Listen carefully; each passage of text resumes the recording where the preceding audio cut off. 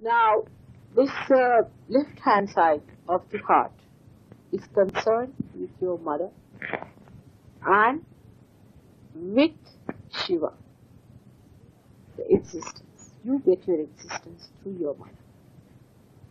And Shiva and Parvati, they are your parents.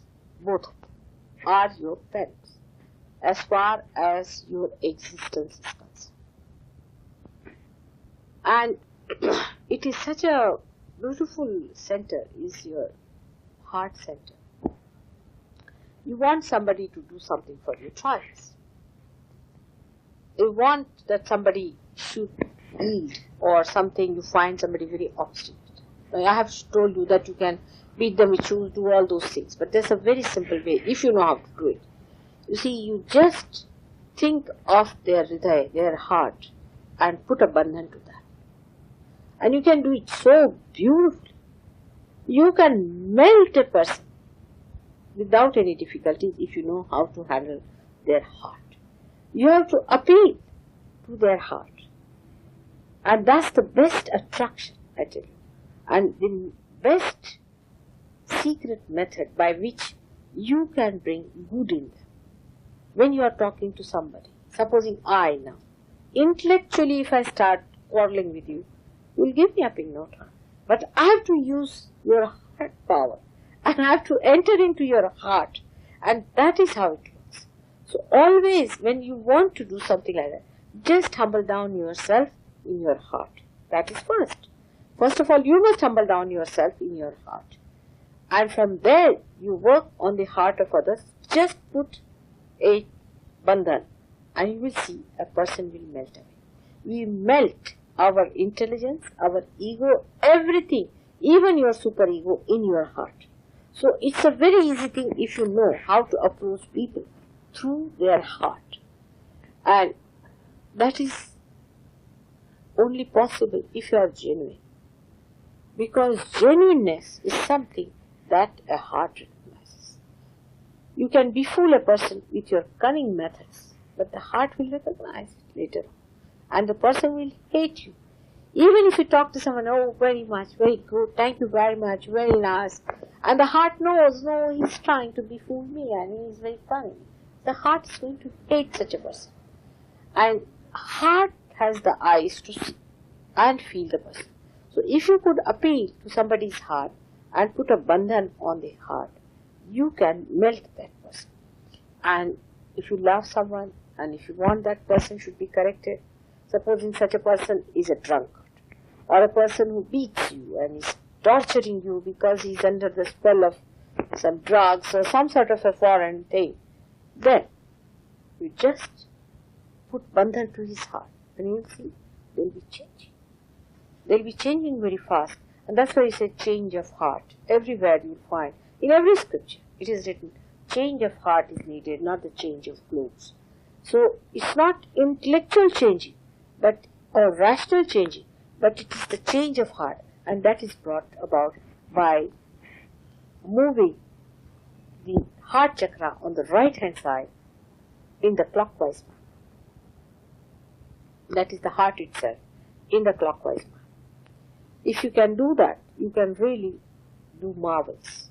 And that's how, on a collective basis, the heart is sort of the innermost string of the collective one string that is passing through all of us. So if you could strike at the innermost, because in a 3.5 circle, that's the innermost point. If you touch there, it passes over this. Supposing you touch somewhere else, then it might break.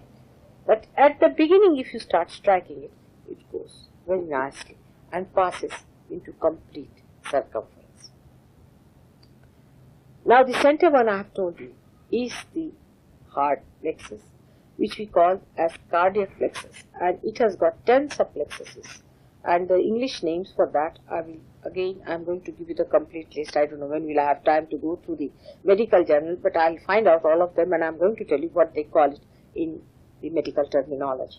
But they know that there are 10 subplexuses which are supplying to the muscles of the heart, to the lungs, and to the right side lungs, and that's how they divide it.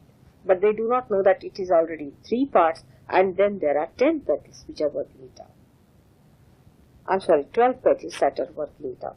So 3 divided into 12 is 4 each side. But actually it is not so. It is the 10 petals are together in the center. And the center one is known as the Sacred Heart. In the Bible it is called as Sacred Heart. And this, the sacredness of that heart, in the abstract form, is the Mother Leela of God. That's why the Jagadamba, the Mother of the Universe, resides there. And those 12 petals act according to the Mother of the Heart. And that's why we cannot allot them to this side or that side, because it is she who actually makes them pulsate. So here she becomes the dominant person and not the heart. They are the spirit roots. So spirit has rules by itself, and it is ruled with the help of the reflection of God Almighty Himself. It is on its own. It is arbitrary. It sees, it watches, it is the witness. It watches the play of these 12 petals here. But if it finds that there is too much of strain on the center one, it just switches off. And when it's switched off, the whole thing stops. You see, so you must understand the difference between the other chakras and this one is that there is the spirit on one side and the mother on the other side, and on the other side is a human perfect personality. 3 things all put together. Now if you reduce them to our 3 powers, you will understand. On one side is the instrument, or you can say the nucleus for the left hand side working. In the center it is, or you can say left hand side working, you can say the Mahakali is working. In the center you can say it is for the Mahalakshmi working, and the nucleus for the working of the right hand side is in the heart. On the right hand side where Rama resides, because we can call it a nucleus. The reason is because he was active. He was active without feeling. Without feeling, they witnessed it. Now they combine here where Krishna came and he felt the witness state. And he called it as Leela, is the whole play. Rama never called it as play, but he called it as play. So that's why Krishna here is completed. And that's why we call him a Sampurna. He is a complete incarnation at him.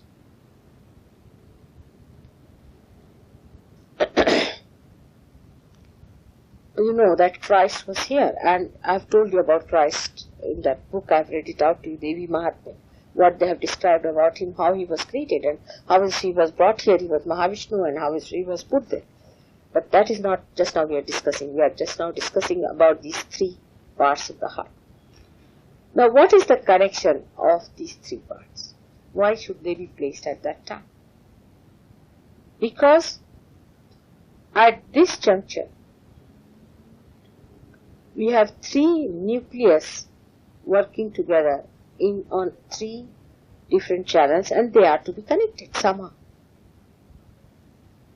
They are to be connected. Otherwise, you see, in a human being, there is not so much of connection established because there is no Kundalini awakening. There is parasympathetic is halfway hanging, dangling. And how are they to connect? Between the heart, which is existence, between the heart, which is evolution, which is the heart, which is activity. So, at this juncture, it is kept connected. Once the heart stops, everything stops simultaneously. But when you are on this level, then your horoscopes work out. Horoscope can work out only up to this point. Because if you predict a person is going to die according to a horoscope, now say they say he is going to die, say tomorrow, but he gets his realization today, he is not going to die tomorrow, he'll die much later. Or he'll die whenever he feels like, possibly. It has happened. Because he goes beyond this limit, where these three things are connected. So, you see, they say that you have got limited number of heartbeats, you have got limited number of breathing. But the breathing becomes so slow after realization, the rate of breathing is so slow, that as it is your life is much elongated. And the connection becomes very much different.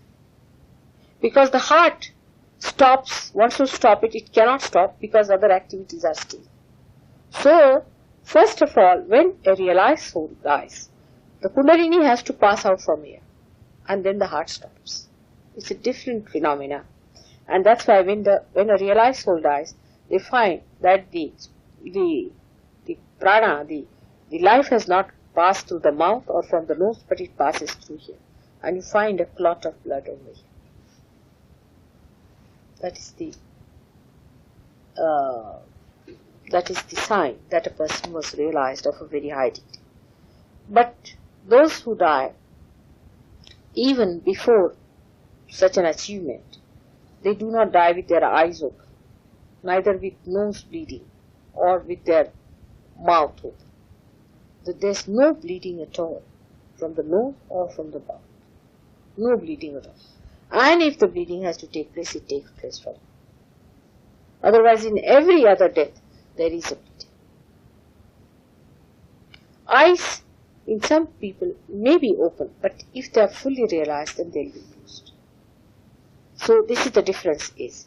But at this level, everything works out because here you are still at a level where you have not reached the witness state.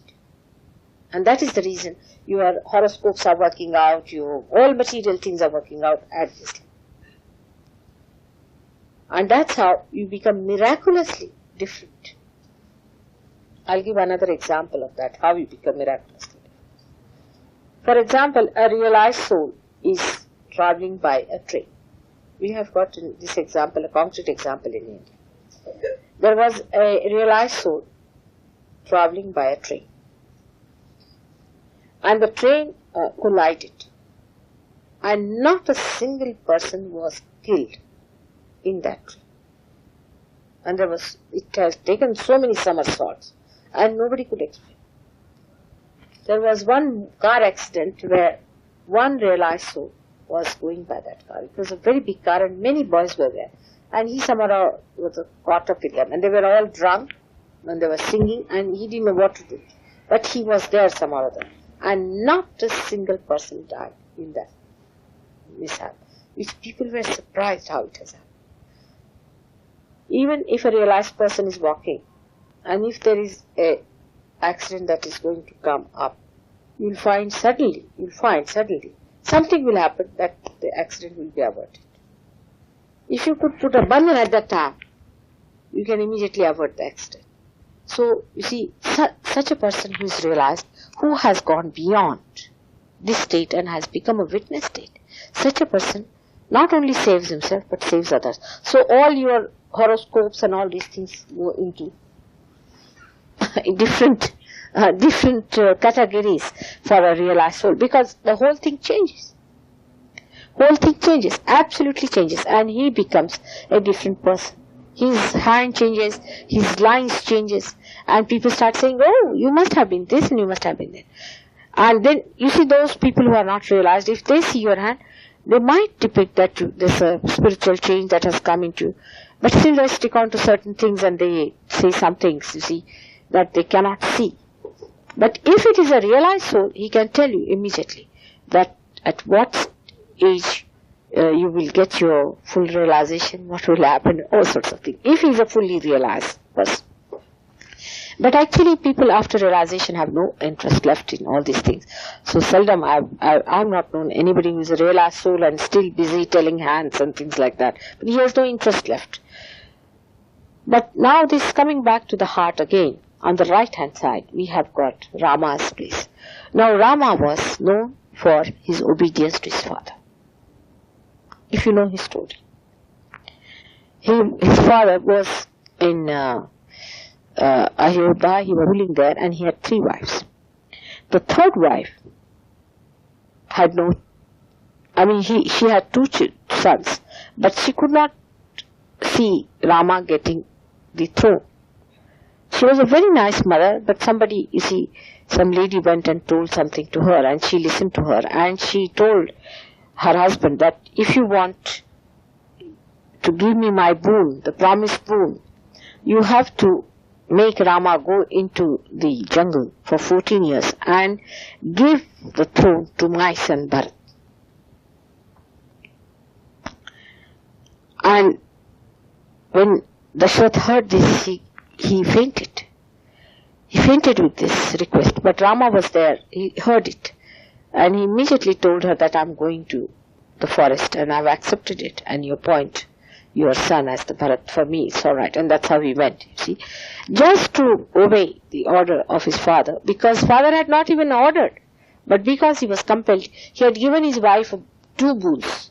That once, in a war, she saved his life, so he said that whenever you want, you can ask for these 2 boons. And she never knew that she would use them in such a funny way. Later on she repented, because Bharata came and he refused to accept the throne, and he put only Rama's slippers there and ruled there, and everything was different. But Dasharatha died because when Rama went away, he just died.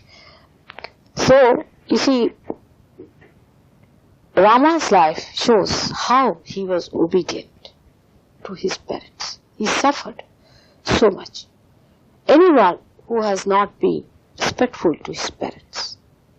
If your parents have been unkind, you have every right to tell them that they should not be unkind to you and that you feel hurt. But you have no business to answer them back. And you have to be respectful. You have to be respectful because they represent your primordial parents. You are not to shout at them and misbehave. You have to be really respectful to them. They may be bad people, but you have to respect them because you have chosen them. When you were born, you chose them. You could not have been born to them. You have really chosen them, and you said, these are going to be my parents. So if they are your parents, they are there because of certain reasons. Because you have been seeking them in your previous lives, and that's how you are there. For example, now, you meet some parents and you think they are very good parents to their children. So you say, oh God, can I get them as my parents? Alright, you have it. And once you have it, you know what it means to be their children. Then you start misbehaving with them. But that's not the way. Now, only best way is to get the best out of them, so that at least next time you do not commit such mistakes of choosing wrong parents, and be respectful to them, and it comes as a blessing. It is always very blissful. Your parents could be very hard, disciplining type, misunderstanding type. I know, it's very hard, and with the education that you have, and with the understanding you have of the whole world, you think they are absolutely foolish and babyish and childish and immaturish. And especially when you have vibrations, you feel even worse about them, because they can be quite addicted to things and they could be quite slaves. But you must understand that they have got it, these troubles. We could have been the same if you had not come to Sahaja Yoga. We could have been much worse. So let us understand them, try to help them out. And if you are respectful, I tell you, you can be very sure, if you are respectful to them, you can change them. Elders, you can never change them by telling them off. Never. That's not the way to change your elders, by being respectful. So they think they are to be respected. So they start behaving in a manner that they should be respected. This is, I am telling you the secret, how to handle your parents, is to be extremely respectful to them. So they realize, oh God, when he respects me so much, how dare I misbehave in their presence? This is the secret of handling your parents, and not by shouting at them. No, that you have to do with your younger people. But not with your elders. With your elders, you have to create a feeling in them that they are to be respected. It happens. You see, you try. You try this thing. with your elders. If you want anybody, your elder, to be nice to you, try to be extremely respectful. And the person starts wondering, now what should I do to keep up my respect so I should not lose it? And what they value the most is the respect. Elders, they value the most is the respect. And if you give them the respect, they will not give it up for anything.